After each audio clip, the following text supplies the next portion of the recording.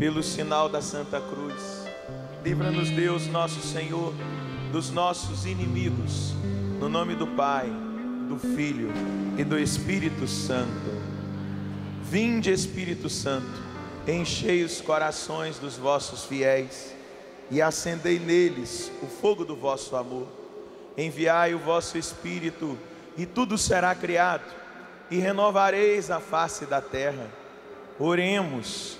Ó Deus, que instruíste os corações dos vossos fiéis com a luz do Espírito Santo, fazei que apreciemos retamente todas as coisas, segundo o mesmo Espírito, e gozemos sempre da sua consolação, por Cristo Senhor nosso. Bom dia! Tudo bem? Eu queria que você virasse para a pessoa que está do seu lado e dissesse para ela: feliz dia de Pentecostes. Chegou o grande dia esperado.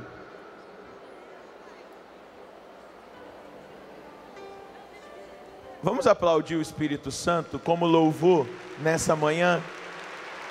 Que o nosso aplauso seja um louvor elevado agora aos céus pela terceira pessoa da Santíssima Trindade, o Espírito Santo.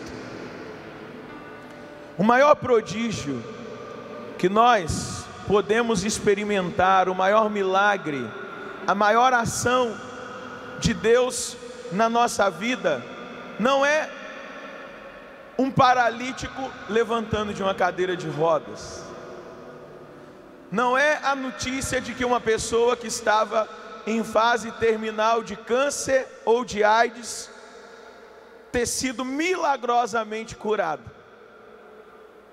O maior prodígio não é um cego voltar a enxergar, não é um surdo voltar a ouvir. O maior prodígio que Deus pode realizar na vida de todos nós é a graça da conversão do nosso coração.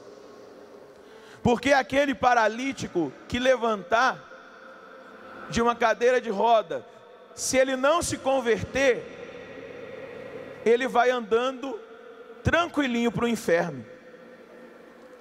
Se aquele cego que voltou a enxergar não se converter, ele vai enxergando para o inferno. Se aquele surdo que voltou a escutar não se converter, ele entra no inferno escutando. O maior prodígio não são esses sinais que nós vemos. Eu até escrevo isso no meu livro Clamando por Milagres. Não são esses os maiores prodígios de Deus no meio de nós, o seu povo. O grande e o maior prodígio que Deus pode operar e realizar na nossa vida é a conversão do nosso coração, porque a conversão do nosso coração e a nossa vida convertida nos dará uma certeza de fé. Fé é acreditar naquilo que ainda não se vê, em realidades que ainda irão acontecer. A nossa conversão nos dá a garantia de que um dia nós vamos morar no céu, nós vamos habitar o lugar que Cristo conquistou para nós. Por isso, esses sinais servem para a conversão de muitas pessoas, mas não é o maior prodígio de Deus. Esse prodígio que Deus quer realizar na minha vida e na sua é a conversão. Pega a sua Bíblia e abra no Evangelho de Lucas, no capítulo 19, no versículo 1. Evangelho de Lucas, no capítulo 19, no versículo 1, versículo 1. Tendo entrado em Jericó, Jesus estava passando pela cidade. Havia ali um homem chamado Zaqueu, que era chefe dos publicanos e muito rico. Ele procurava ver quem era Jesus, mas não conseguia por causa da multidão, pois era baixinho. Então ele correu à frente e subiu numa árvore para ver Jesus, que devia passar por ali. Quando Jesus chegou ao lugar, olhou para cima e disse: Zaqueu, desce depressa, hoje eu devo ficar na tua casa. Ele desceu depressa e o recebeu com alegria. Ao verem isso, todos começaram a murmurar, dizendo: foi hospedar-se na casa de um pecador. Zaqueu pôs-se de pé e disse ao Senhor: Senhor, a metade dos meus bens darei aos pobres, e se prejudiquei alguém, eu vou devolver 4 vezes mais. Jesus lhe disse: hoje aconteceu a salvação para esta casa, porque também este é um filho de Abraão. Com efeito, o Filho do Homem veio procurar e salvar o que está perdido. Palavra da salvação. Perceba a atitude de Zaqueu. Ele escuta dizer que Jesus estava em Jericó, e ele sente no coração um desejo de ver Jesus. Ele sente no coração o desejo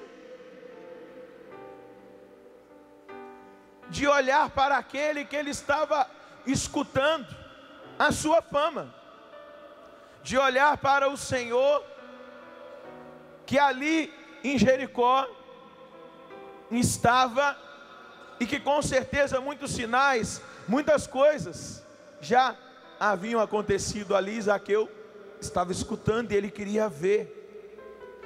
E algo essencial para nós experimentarmos essa conversão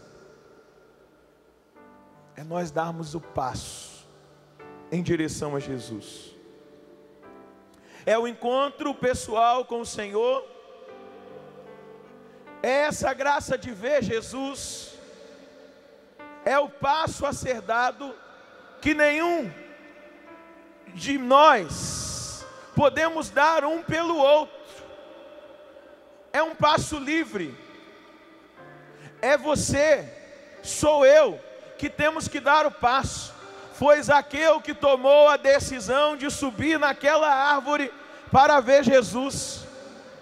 Foi Zaqueu que, por causa da sua baixa estatura, não conseguiria, por causa da multidão, enxergar o Senhor, que tem a coragem de subir naquela árvore para ver o Senhor. E com certeza, pela sua onisciência, o Senhor Jesus conseguiu enxergar o desejo que estava no coração de Zaqueu, de vê-lo, de conhecê-lo.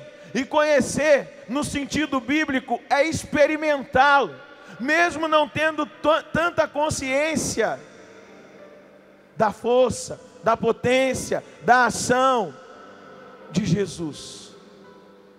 E Jesus vê Zaqueu. Mais do que Zaqueu vê Jesus, Jesus vê o coração de Zaqueu. E lá no versículo 5, você vai ver, quando Jesus chegou ao lugar, ele olhou para cima e disse: Zaqueu, desce depressa. Veja só, o Senhor percebeu, o Senhor viu o esforço que aquele homem tinha feito para vê-lo. Jesus percebeu o grande desejo do coração daquele homem por encontrar-se com ele, por experimentá-lo. E Jesus o observa, porque existia uma multidão. O Senhor podia ver a muitos, enxergar a muitos, mas ele viu o esforço daquele homem. E é exatamente assim que o Senhor faz quando ele vê o nosso esforço de uma caminhada de conversão. Quando ele vê que nós estamos dando passos, mesmo que nós sejamos fracos, frágeis, limitados. Ele vê que nós estamos lutando. E diga para a pessoa que está aí do seu lado: se o Senhor voltar e te pegar lutando, você está feito. Diga para a pessoa que está do outro lado: se Jesus voltar e te encontrar lutando pela sua conversão, você está feito. Feitinho da Silva. Você está feito se ele te encontrar lutando. Eu estou feito se Jesus me encontrar lutando. Mas se Jesus voltar e me encontrar acomodado no meu pecado, acomodado na minha condição limitada de homem frágil, por causa da minha humanidade ferida pelo pecado original, se ele me encontrar acomodado, se ele me encontrar com a síndrome de Gabriela, né? Eu nasci assim, eu vivi assim, e eu vou morrer assim. Eu vou usar uma gíria carioca. Eu estou no sal.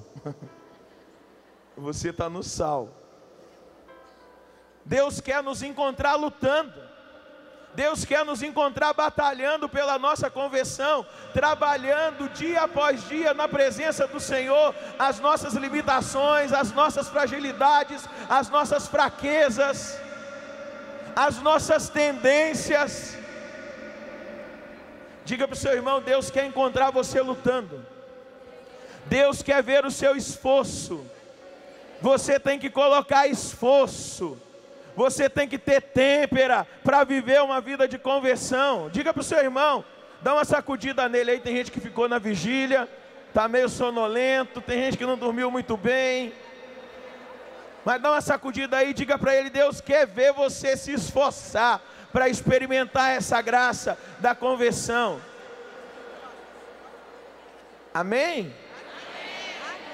É assim que Deus quer nos encontrar, meus irmãos, fazendo essa linda experiência.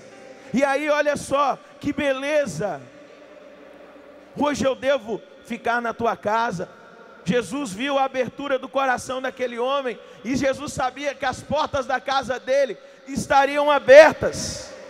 E aí nós vamos nos arremeter lá no livro das Revelações, no Apocalipse: eis que estou à porta e bato, se abrirdes, eu entrarei na sua casa, sentarei à mesa e cearei com você.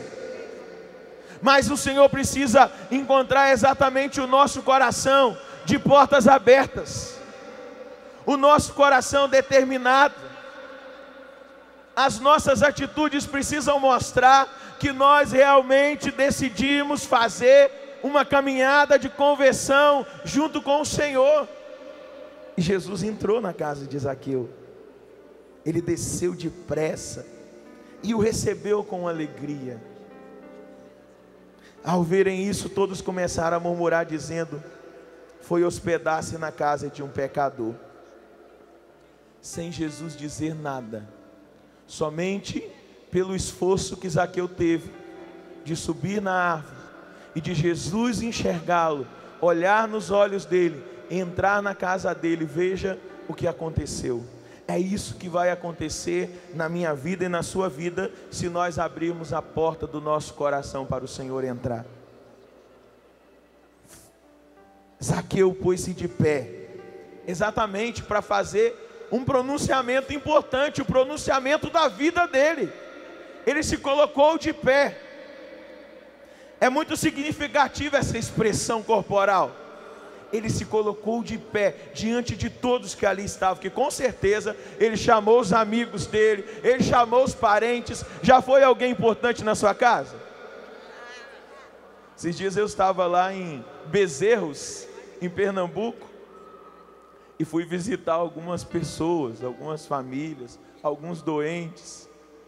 Aí eu chegava de surpresa na casa da pessoa: não acredito! Aí já pegava o telefone: o Padre Roger está aqui na minha casa, eu não sou importante.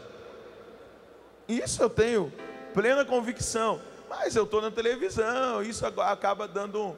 As pessoas veem em casa e ficam: nossa, será que é de verdade? Deixa eu tocar. É de verdade, é gente. Mas eu entendi, a pessoa: meu Deus, aí, você imagina o que Zaqueu não fez? Quando Jesus foi para a casa dele, chamou os parentes, amigos, cachorro, papagaio, periquito, todo mundo foi. E gente que o conhecia, que sabia das fraquezas dele, que sabia quem era Zaqueu. E Zaqueu se coloca de pé para proclamar a palavra da vida dele. Senhor, a metade dos meus bens eu darei aos pobres, e se prejudiquei alguém, eu vou devolver 4 vezes mais. Olha só, Zaqueu está fazendo a declaração da conversão, do retorno, a mudança. Ele está declarando: Senhor, porque o Senhor entrou na minha casa, entrou no meu coração, porque eu te senti, eu sinto a sua presença aqui, eu estou hoje declarando determinadamente que eu não quero mais a vida velha que eu estava vivendo, que eu não quero mais roubar de ninguém, prejudicar mais ninguém. E aí olha a atitude de conversão. Aqueles que ele havia prejudicado, ele disse que devolveria 4 vezes mais. Porque conversão não é somente uma mudança no interior, mas é uma mudança de comportamento, é uma atitude concreta, em atos, em ações. E qual foi a ação? Senhor, a metade dos meus bens eu darei aos pobres. Primeiro, porque ele era um homem apegado, ele superfaturava os impostos, ele cobrava impostos excessivos em cima do povo, e ele sabia que ele tinha prejudicado pessoas por causa disso, deixado pessoas mais pobres, arrancado dinheiro de pessoas que não tinham tanto dinheiro para dar. E ele diz: Senhor, eu me desapego dos meus bens, a metade eu dou para os pobres, e se eu prejudiquei alguém eu vou devolver 4 vezes mais. Com certeza ele ficou sem nada, porque tinha prejudicado muita gente. Com certeza ele ficou sem nada. Jesus lhe disse: hoje aconteceu a salvação para esta casa, porque também este é um filho de Abraão. Diga para o seu irmão com um sorriso nos lábios: meu irmão, hoje, no dia de Pentecostes, se você abrir o seu coração, a salvação, a conversão vai acontecer na sua vida. Mas depende de você, depende do seu empenho. Jesus precisa ver que você realmente quer. Pergunta para ele: você quer? Ergue os seus braços então, fala: Jesus, igualzinho a Zaqueu, eu estou aqui para te ver, para te experimentar, para te tocar, para ser tocado por ti. Por isso, Senhor, nessa manhã de Pentecostes, eu, diga o seu nome completo, Padre Roger Luiz da Silva, quero experimentar a graça da conversão do meu coração. Eu não quero mais, Senhor, caminhar como um homem velho. Eu quero ser um homem novo. Eu quero experimentar como Zaqueu a graça da conversão. Eu quero ter atitudes de pessoa convertida. Eu quero, Senhor, caminhar como alguém que realmente experimentou a graça da conversão, porque se determinou para isso, e que também, Senhor, por essa determinação, experimentou a salvação. Confirma isso, Senhor, no dia de Pentecostes, na minha vida. Diga: eu, Padre Roger Luiz da Silva, preciso hoje de conversão. Ajuda-me, Senhor. Ajuda-me, Senhor. Agora diga para a pessoa que está aí do seu lado: você é pecador? É? Sério? Eu achei que fosse só eu. Achei que vocês eram tudo santo. Não, né? Olha que beleza, o versículo 10.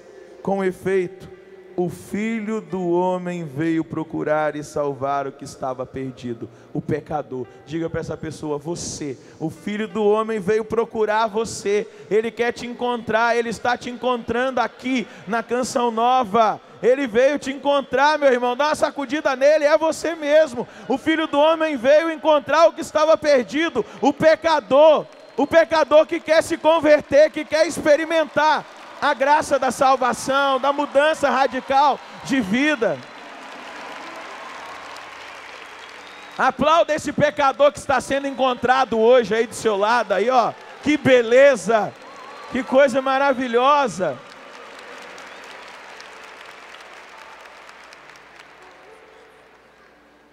Vale lembrar, o grande rei Davi, lá no primeiro livro de Samuel, não precisa ir não, se quiser anotar, mas 1 Samuel capítulo 12, de 1 a 15, Davi tinha cometido um gravíssimo pecado. Urias estava na guerra, e ele se encantou com a mulher de Urias, e deixou com que aquele espírito de sedução, aquele espírito de adultério, dominasse o coração dele, e ele se aproximou da mulher de Urias, eles se envolveram, e ela engravidou, e Davi mandou trazer o guerreiro Urias, para que ele dormisse com a sua mulher, e pensasse que ela tinha engravidado do próprio marido. Mas Urias era um guerreiro fiel, ficou na porta do palácio, não voltou para casa, não foi dormir. Davi armou uma outra, deu bebida, porque ó, tá bem ligado, álcool, sexo, droga, sexo. Vou dar bebida para ele ficar legal, ir para casa e ó, aproveitar a noitada. Urias, mesmo bêbado, embriagado, era fiel ao rei. Não foi.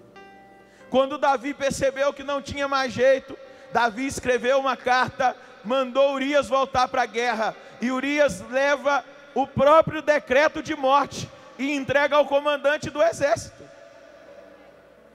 E essa carta dizia ao comandante: coloca Urias na frente da batalha para que ele morra o quanto antes.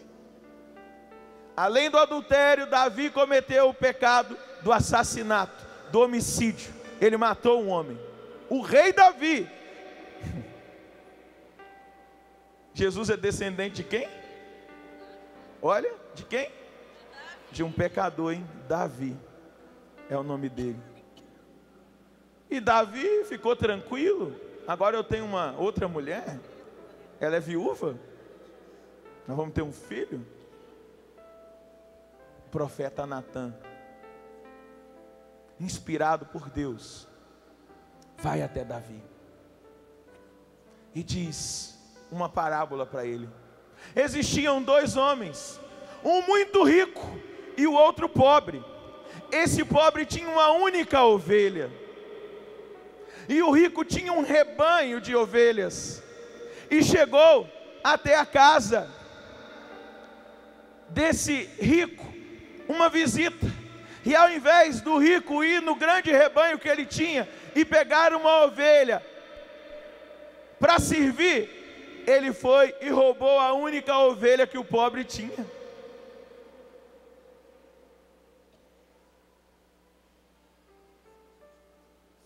E o profeta alcança o coração de Davi e pergunta: o que esse rico merece? Davi, cheio de justiça, diz: ele merece a morte. E o profeta joga na cara dele para gerar conversão: esse rico é você. Foi isso que você fez. Você pegou a única coisa que Urias tinha de precioso, que era a sua esposa,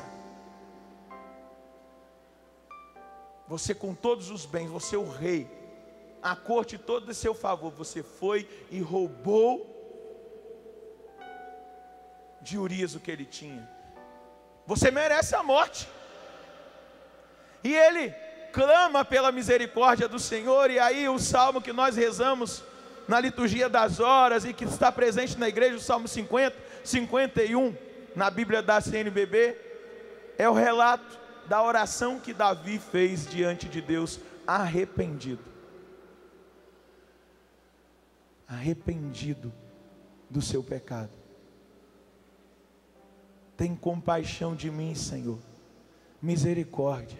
O meu pecado está sempre à minha frente. Foi contra vós, só contra vós que eu pequei e pratiquei o que é mal aos vossos olhos.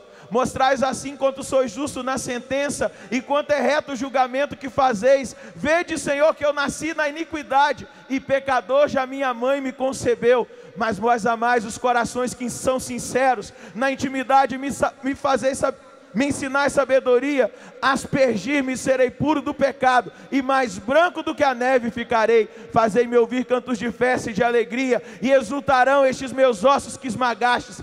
Desviai o vosso olhar dos meus pecados, e apagai completamente a minha transgressão. Ou seja, converte, Senhor, o meu coração.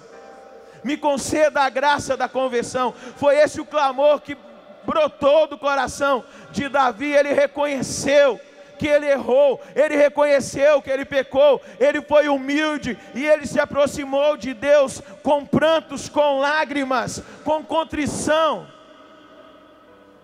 Nós estamos num tempo de um esfriamento total com relação ao pecado nas nossas vidas.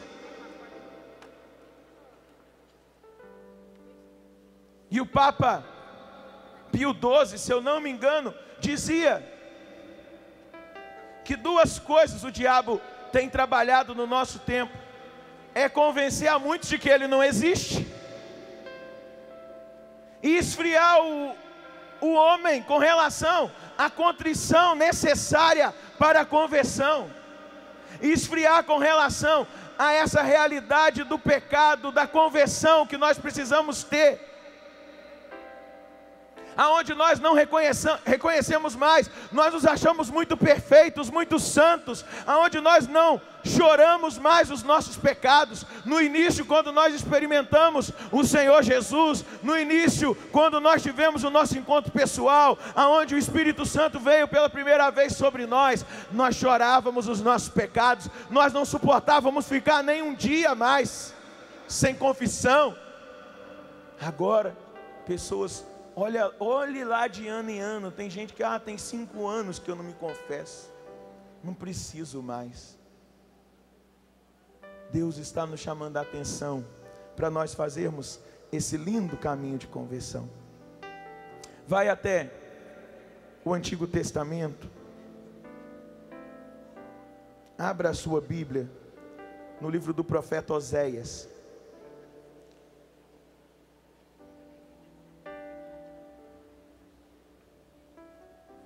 Livro do profeta Oséias, capítulo 4. Oséias, capítulo 4, versículo 1. Amém? Oséias 4, 1. Escutai a palavra do Senhor, filhos de Israel.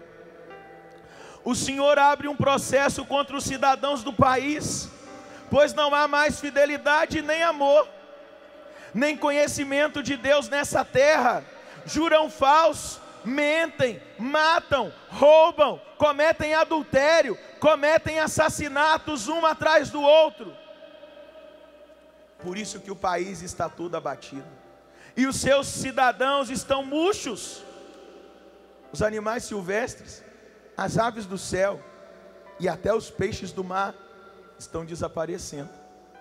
Isso é concreto, isso é palavra atual. O Senhor abre um processo contra os cidadãos do país, pois não há mais fidelidade nem amor, nem conhecimento de Deus nessa terra.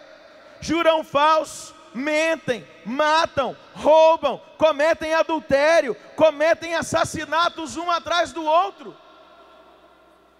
Por isso é que o país está todo abatido, os seus cidadãos estão murchos, os animais silvestres e as aves dos céus e até os peixes do mar estão desaparecendo. Mas aí, dentro desse diagnóstico que o próprio Deus faz através do profeta Oséias, vá no versículo 6 do capítulo 4. O meu povo está se acabando, está se perdendo por falta de conhecimento. Conhecer na Bíblia significa experimentar. O meu povo está se perdendo por falta de experiência comigo, o Senhor. Por falta de abertura de coração para me experimentar, para experimentar a minha graça, para experimentar o meu poder, para experimentar a minha ação, para experimentar a minha fortaleza, para continuar lutando, vivendo em conversão, vivendo em santidade. Pergunta para essa pessoa que está aí do seu lado: você quer experimentar o conhecimento de Deus? Você quer fazer essa experiência de conversão? Você em casa quer? Ou você quer continuar nessa vidinha que está sendo uma vida de descida, de caminho rumo ao inferno? Não é possível. Diga para o seu irmão: abra o seu coração, abra as portas do seu coração e deixa Cristo entrar, e deixa Cristo te mudar. Irmãos, mudança de vida gera em nós comprometimento diante de pessoas que talvez vão zombar de nós, porque nós aceitamos Jesus Cristo na nossa vida, porque nós aceitamos a mudança na nossa vida, porque nós aceitamos que o Senhor nos transformasse. Pessoas da sua família, eu já vivi isso. Quando eu deixei de beber, uma vez eu estava na casa de um familiar, sentado na sala, porque eles estavam tudo bebendo cerveja, alguns, nem todos. E aí uma das minhas parentes mandou um priminho meu, uma criança lá com a latinha de cerveja onde eu estava. Mandaram para você. Eu mandei o recado. Bem abusado. Isso aí não desce redondo, porque eu prefiro entrar no céu quadrado. Talvez estejam achando que eu seja quadrado, mas não vai descer redondo, porque eu vou entrar no céu quadrado. Se pensam que eu sou quadrado, eu vou entrar no céu quadrado. Você entendeu, né? Vai lá no capítulo 6 de Oséias. As pessoas, diante da sua conversão, vão fazer isso. Vão zombar de você, vão te provocar, vão colocar situações para tentar te seduzir. Mas se você está em Cristo, sendo nova criatura, Cristo vai te fortalecer, vai te colocar de pé como colocou Zaqueu, e você vai testemunhar: eu não sou mais o mesmo, algo mudou dentro de mim, eu sou nova pessoa. Se você quer continuar nessa vidinha, mas eu aceitei a Cristo.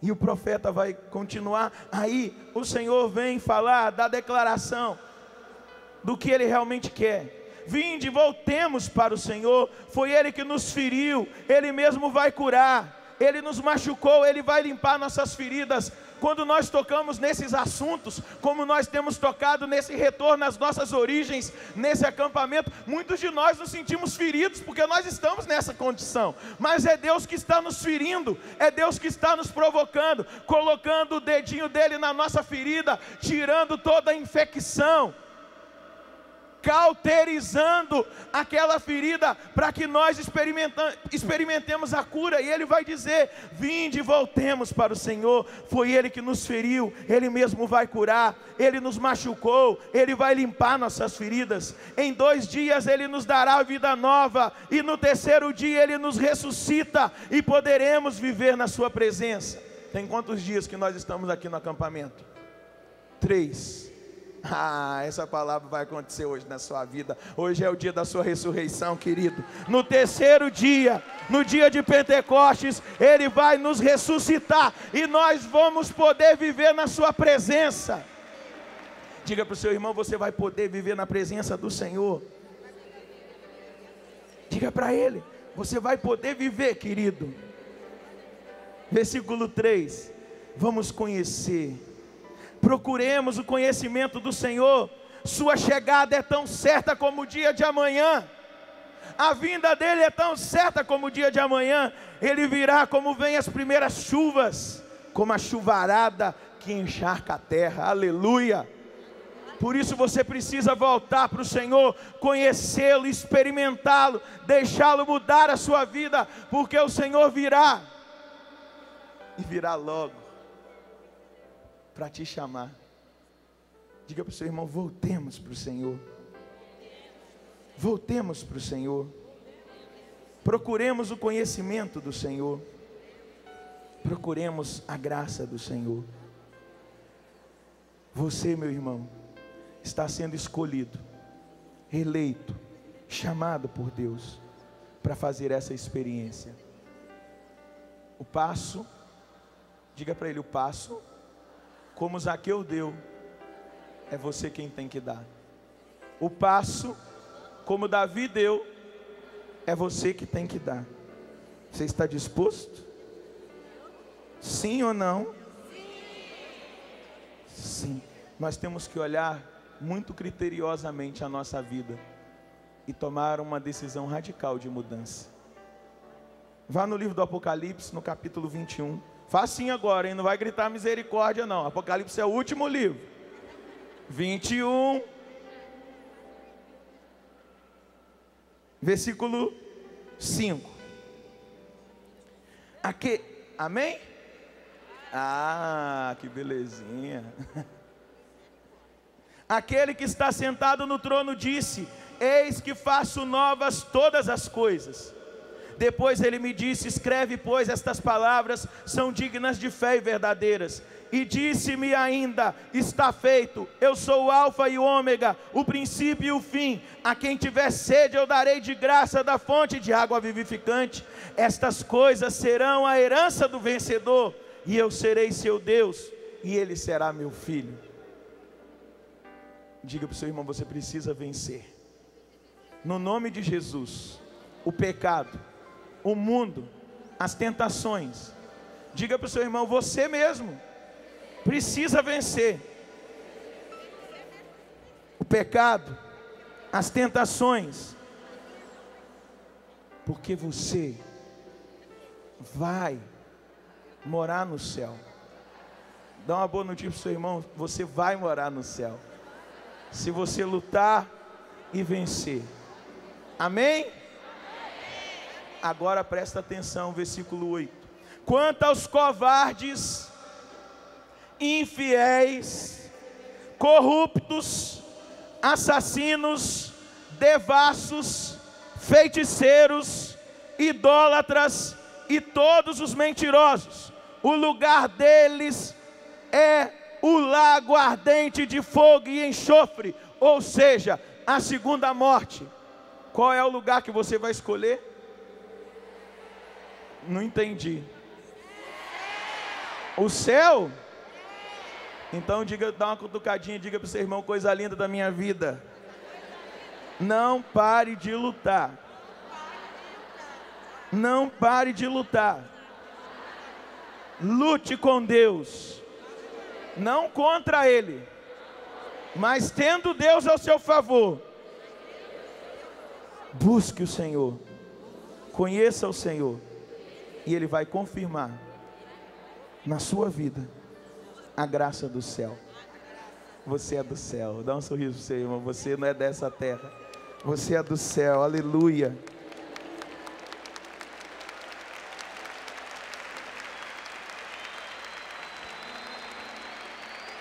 Está aplaudindo o seu irmão e o céu. Pode aplaudir mais forte.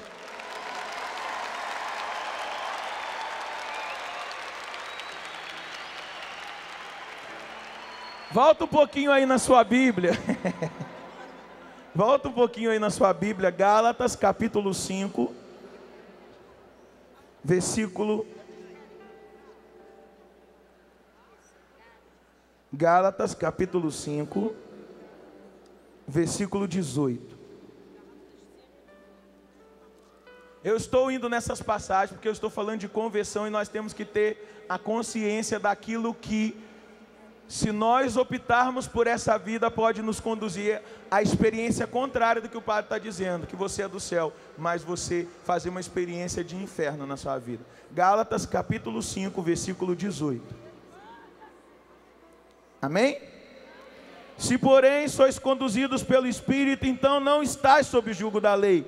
São bem conhecidas as obras da carne: imoralidade sexual, impureza, devassidão, idolatria, feitiçaria, inimizades, contendas, ciúmes, ira, intriga, discórdia, facções, invejas, bebedeiras. Escuta bem, bebedeiras, orgias e outras coisas semelhantes. Eu vos previno, como aliás já os fiz. Os que praticam essas coisas não herdarão o reino de Deus. Dorme com esse barulho. Ô beberrão, dorme com esse barulho. O Senhor está dizendo que os beberrões não herdarão o reino de Deus. O Senhor está dizendo que os adúlteros não herdarão o reino de Deus. Os que se dão às orgias não herdarão o reino de Deus. Aqueles que buscam a feitiçaria, a bruxaria, evocação de mortos. É palavra de Deus, eu não posso dizer o contrário. O que você quer? Hã? Você quer? O que você quer?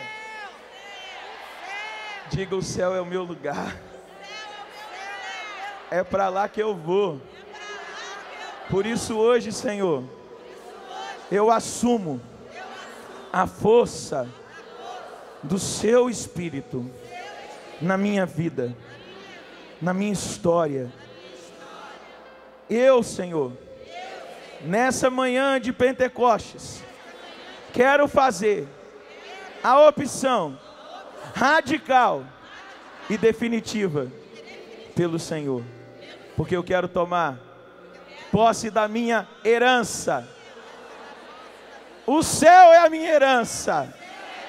Diga bem forte isso: o céu é a minha herança. Dá uma cutucadinha para o seu irmão do lado aí: o céu é a sua herança, abençoado. E aplauda esse homem, essa mulher, esse filho do céu que está aí do seu lado. Não frustre os planos de Deus. Queridos, nós vivemos uma experiência maravilhosa na igreja. Há muito tempo, desde o início, a igreja ela começou pentecostal, com os carismas, atuando com milagres, prodígios, com manifestação das línguas. Na igreja, a profecia sempre esteve presente, como carisma.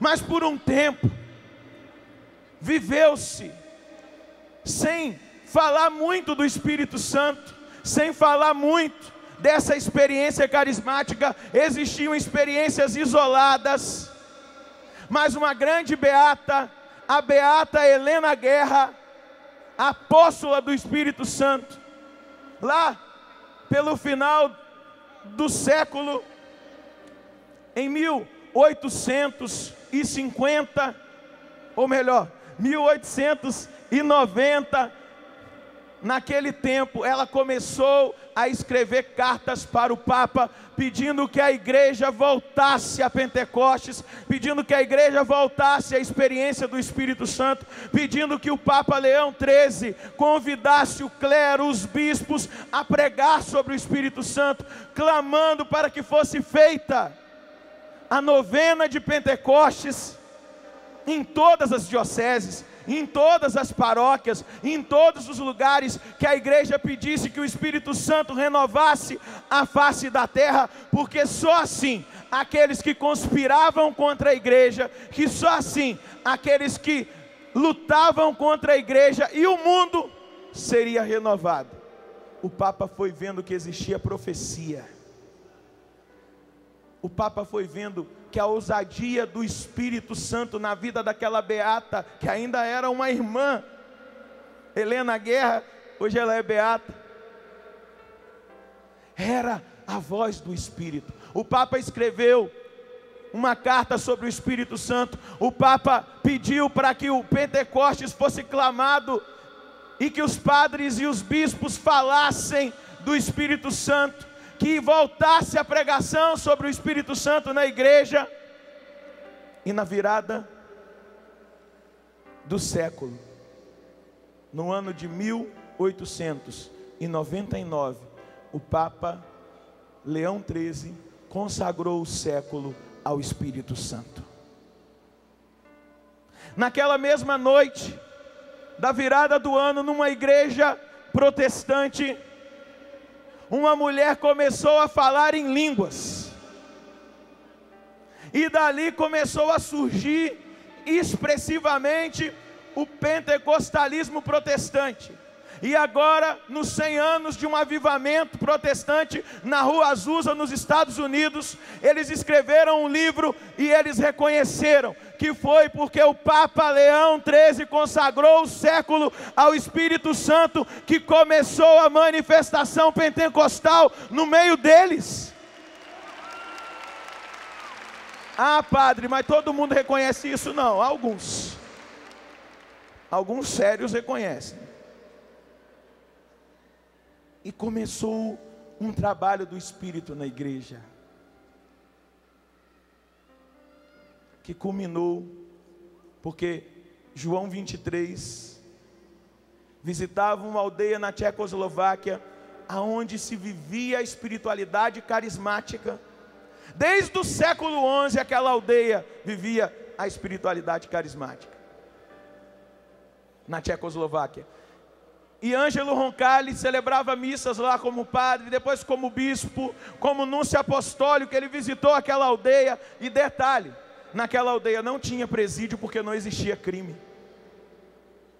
Naquela aldeia não tinha hospital porque não tinha doentes. Quando alguém ficava doente, eles obedeciam a palavra, impunham as mãos sobre os enfermos e eles eram curados. Tamanha era a atividade carismática. Era um vulcão em erupção ali naquela aldeia. Eles experimentavam, e o Papa João 23, ainda como bispo, como padre, como núncio apostólico, visitava constantemente e via a ação do Espírito. Mas na ofensiva nazista, os nazistas entraram naquela aldeia e dizimaram aquele povo carismático. Levaram muitos para um campo de concentração. Apenas alguns sobreviveram para testemunhar. Não negaram a fé. Foram provados, testados, mas não negaram a fé. E esse Papa, quando ele foi eleito, alguns no mundo aí diziam: é um Papa de transição porque é velho, vai morrer logo. O Espírito Santo sabia. Ele abre, convoca o Concílio Vaticano II e diz o seguinte: que se abram as portas e as janelas da igreja para que entre um vento novo. Aleluia, glória a Deus pelo beato João 23. E na oração que você vai ouvir na missa de hoje, na oração do dia, vai dizer a oração que ele fez: Senhor, que se renove na igreja e na face da terra os mesmos milagres, sinais e prodígios realizados em Pentecostes, por meio da intercessão poderosa da Virgem Maria. Nos dias 17 a 19 do ano de 67, alguns jovens se reuniram na Universidade em Duquesne, nos Estados Unidos. E lá começou, na Igreja Católica, no nosso meio, aquilo que Leão XIII, consagrando o século ao Espírito Santo, e João 23, pedindo que as portas e as janelas da igreja fossem abertas, começou a graça do novo Pentecostes na Igreja Católica, e por isso que você está sentado aqui. Pisa nisso aqui, ó. Isso aqui é fruto de experiência de Pentecostes.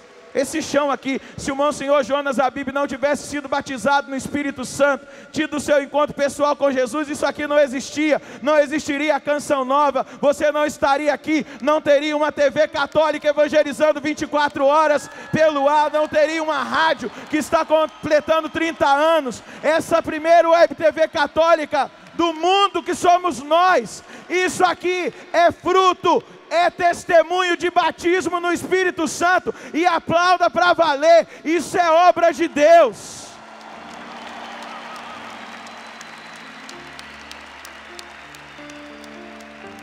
Mas nós temos refletido em 67, naquele retiro, veio um sopro do Espírito, que reavivou aquele povo. Veio uma primeira onda sobre a igreja, mas sensivelmente nós temos percebido que essa onda tem recuado.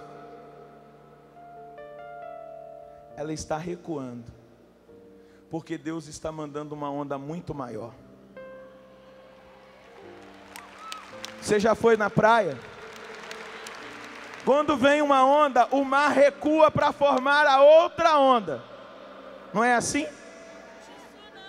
Essa primeira onda está recuando, porque não vai vir uma onda, vai vir uma tsunami sobre a igreja. Uma super onda. Só que, meus irmãos, o Espírito Santo não é propriedade da Renovação Carismática Católica. Não é. O Espírito Santo é dom, é respiração de toda a igreja, e essa onda vai atingir todos os movimentos, todos os segmentos da igreja. Essa onda vai trazer conversão, vai trazer avivamento, porque também a tsunami, ela é provocada por um maremoto. E está ou não está tremendo o chão da igreja? Ah, meu irmão, a onda já está subindo, e ela vai inundar toda a igreja. Nós vamos ver coisas extraordinárias acontecer a partir de agora. Ressurreições, milagres espetaculares, milhares de conversões. Diga para o seu irmão, segura aí na cadeira, porque a tsunami está vindo. Segura na sua cadeira, porque está recuando para vir uma onda maior. Eu queria dizer para as minhas irmãzinhas do apostolado de oração: vocês vão falar em línguas. Sebes vão virar carismáticos, não da Renovação Carismática Católica, mas da experiência do Espírito. Legião de Maria, Vicentinos, toda a igreja vai ser varrida por essa onda. É a segunda onda, mas para ela vir, o terremoto já começou, o maremoto, mas é preciso que eu e você oremos para que o vento venha forte, e que a onda chegue o quanto antes, para invadir a igreja e a face da terra. Nós temos orado por isso, nós temos jejuado por isso, nós temos feito vigílias por isso. Um grupo no Brasil já tem se reunido para orar por essa segunda onda, por esse avivamento que vai ser o último, que antecederá a vinda gloriosa do Senhor. Eu quero convocar você, quem aqui assume isso, de começar a orar insistentemente, para que o quanto antes a segunda onda venha. Levanta a mão e diga: eu. Então, meu irmão, uma vez por mês, faça uma vigília, acorde às 3 da manhã e comece a orar nessa intenção, que essa onda venha, que todos os dias na sua oração você peça: vem Espírito Santo sobre a igreja, vem sobre nós, vem renovar todas as coisas. Jejue nessa intenção. É você e a sua família que vai ser atingido por isso. Eu volto a dizer para você, a igreja está passando por um terremoto. O mar é Deus, é Ele que vai mandar a onda. Agora, nós pedimos: sopra vento do Espírito sobre esse mar, e que venha essa tsunami, que encontre toda a igreja, todos os segmentos. E deixa eu dizer uma coisa para você, hein? Uma boa notícia: os irmãos que se separaram de nós voltarão para a igreja católica. Você vai ver, eles estão só esperando. Você crê? Pergunta ao seu irmão: você crê? Tem alguma pessoa da sua família que se separou da igreja? Ele vai voltar. Pode esperar. Vai, porque o avivamento vai acontecer na igreja que tem a Virgem Maria, porque ela estava no dia de Pentecostes pedindo o Espírito Santo. Aleluia. Você crê? Fica de pé então. Eu partilho muito disso no meu livro Clamando por Milagres. Num dos capítulos,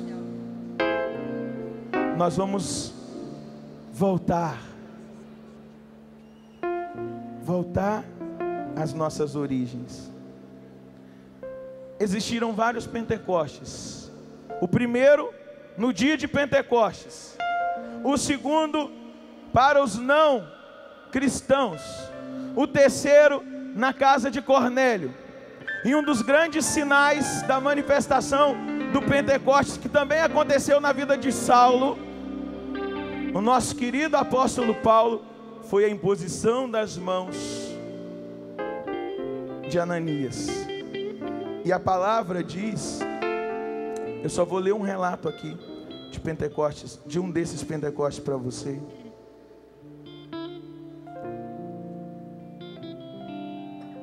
Pedro estava ainda falando quando o Espírito Santo desceu sobre todos os que estavam escutando a palavra. Os fiéis de origem judaica que tinham vindo com Pedro ficaram admirados de que o dom do Espírito Santo fosse derramado também sobre quem era de origem pagã, pois eles os ouviam falar em línguas estranhas e a louvar a grandeza de Deus.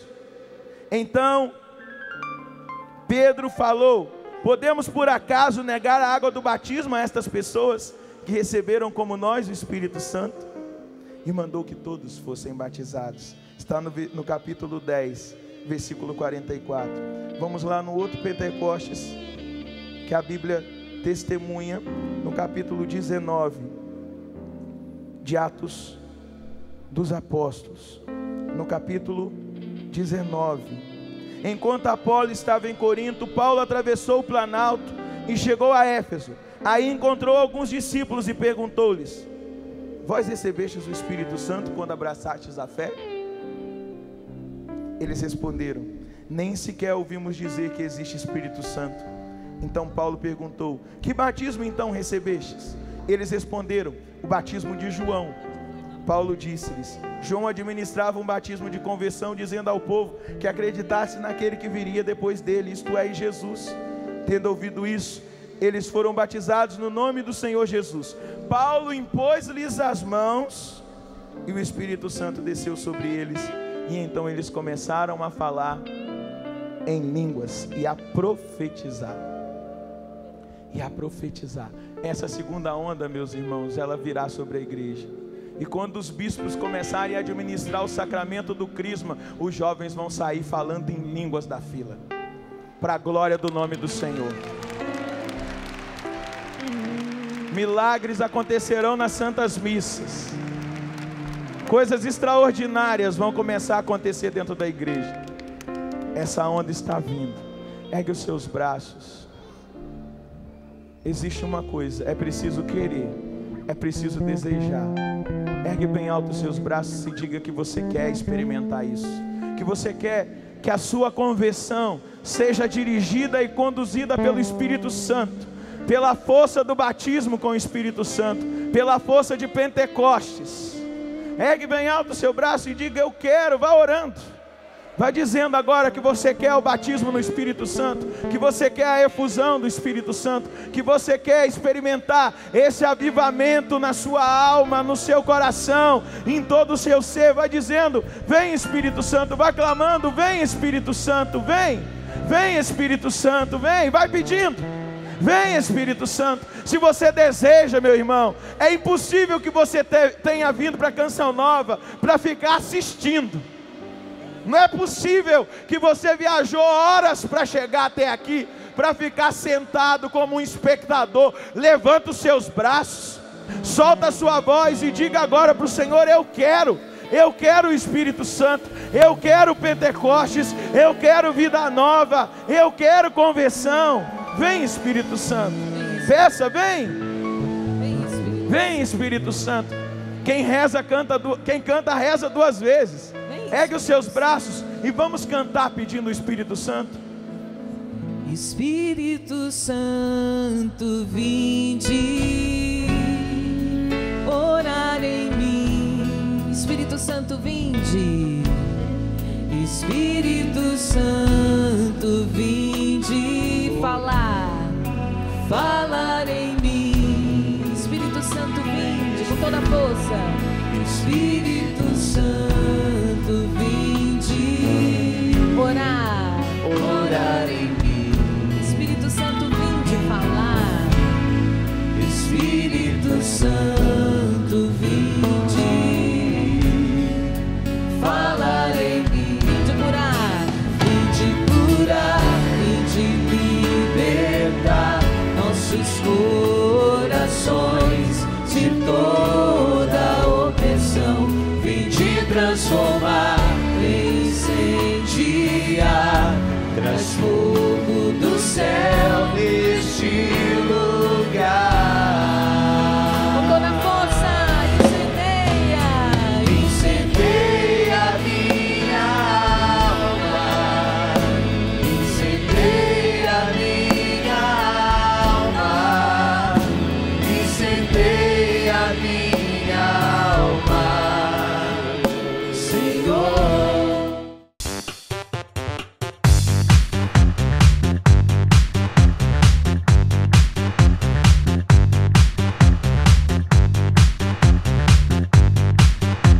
CançãoNovaPlay.com. Assine já!